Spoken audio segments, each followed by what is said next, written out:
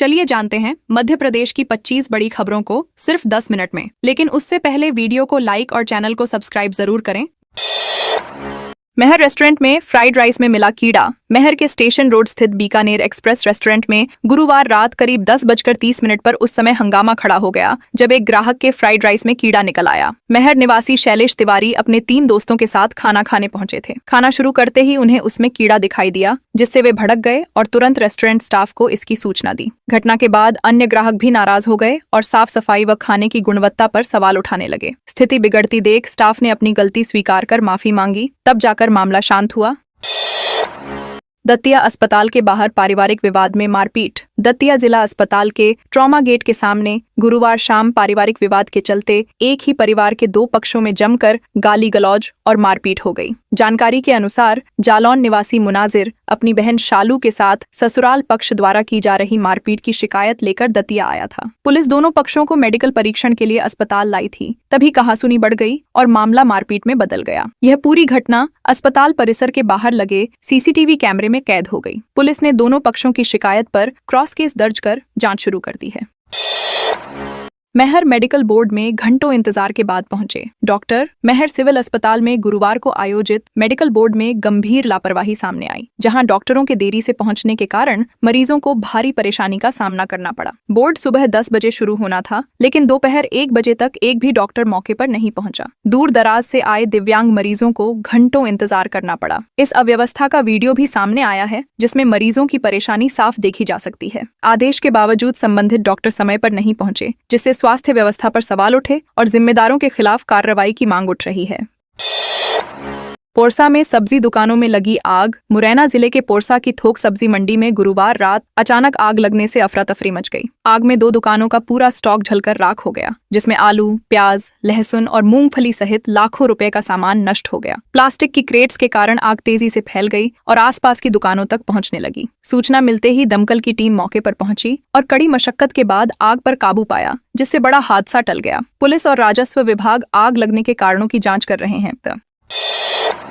टीकमगढ़ में gas cylinder को लेकर प्रदर्शन। टीकमगढ़ में गैस सिलेंडर की कमी से परेशान उपभोक्ताओं ने शुक्रवार को कलेक्ट्रेट रोड पर जाम लगाकर विरोध प्रदर्शन किया। गिरिराज एजेंसी के बाहर लोगों ने सड़क पर सिलेंडर रखकर नारेबाजी की, जिससे सड़क के दोनों ओर वाहनों की लंबी कतार लग गई। सूचना मिलने पर पुलिस मौके पर पहुंची और प्रदर्शनकारियों से बातचीत कर उन्हें समझाया, जिसके बाद जाम खुलवाया गया। उपभोक्ताओं का आरोप है कि गैस बुकिंग के बावजूद उन्हें सिलेंडर नहीं मिल रहे हैं और केवल डिलीवरी के मैसेज भेजे जा रहे हैं।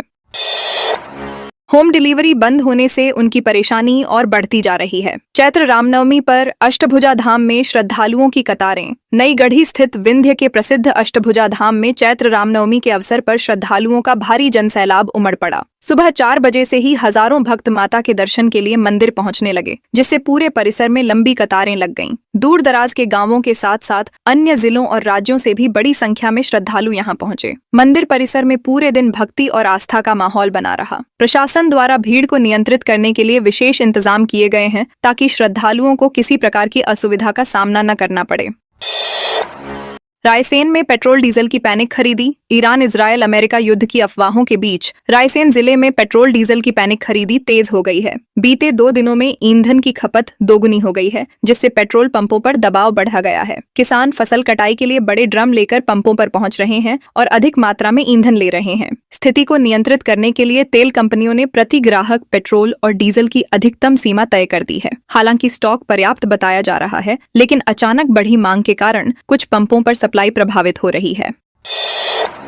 अनूपपुर में 3 हाथियों ने गेहूं चने की फसलें रौंदी। अनूपपुर जिले में हाथियों के एक दल ने किसानों की फसलों को भारी नुकसान पहुंचाया है, जिससे ग्रामीणों में दहशत का माहौल बना हुआ है। यह दल पुष्पराजगढ़ वन क्षेत्र में पहुंच गया है और अब रिहायशी इलाकों की ओर बढ़ रहा है। गुरुवार रात हाथियों ने बैरागी गांव के किसान वीर सिंह के खेत में घुसकर गेहूं और चने की फसल को बुरी तरह रौंद दिया। इससे किसानों को लाखों रुपए का नुकसान हुआ है। वन विभाग ने अलर्ट जारी कर लोगों को सतर्क रहने की सलाह दी है और लगातार निगरानी रखी जा रही है।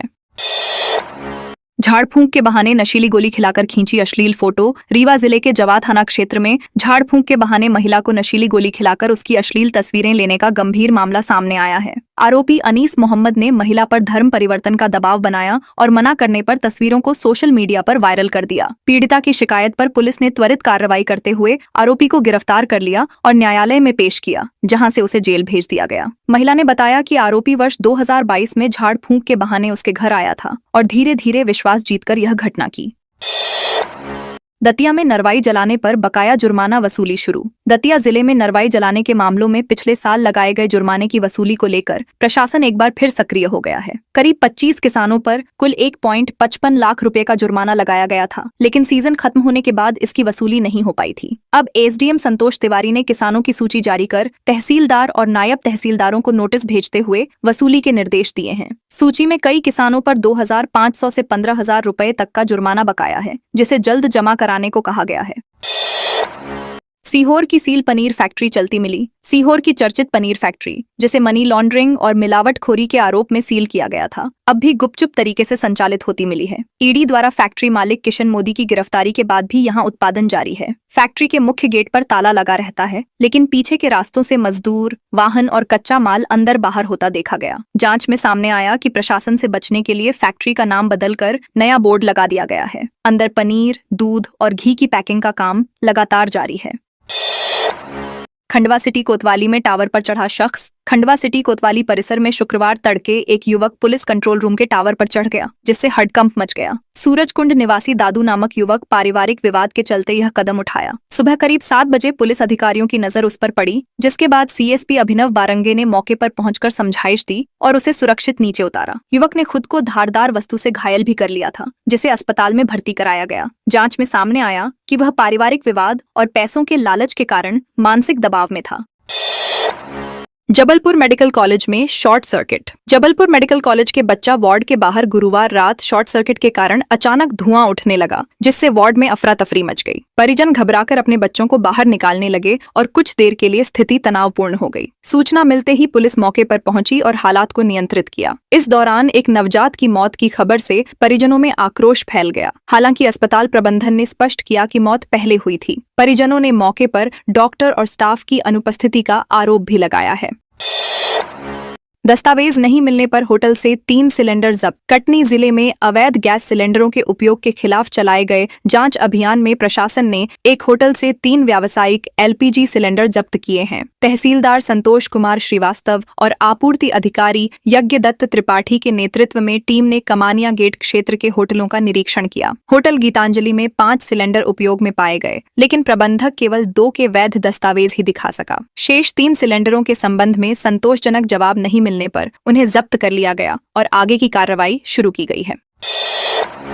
मझगवां में दुष्कर्म का आरोपी गिरफ्तार। सतना जिले के मझगवां थाना क्षेत्र में दुष्कर्म के एक आरोपी को पुलिस ने गिरफ्तार कर लिया है। आरोपी सतेंद्र कुमार ने 2 मार्च को खेत में अकेली युवती को पकड़कर उसके साथ जबरदस्ती की थी और विरोध करने पर जान से मारने की धमकी दी थी। घटना के बाद पीड़िता ने परिजनों को जानकारी देकर थाने में शिकायत दर्ज कराई थी। पुलिस ने SC/ST एक्ट के तहत मामला दर्ज कर आरोपी की तलाश शुरू की थी। मुखबिर की सूचना पर गुरुवार को आरोपी को गिरफ्तार कर कोर्ट में पेश किया गया, जहां से उसे जेल भेज दिया गया।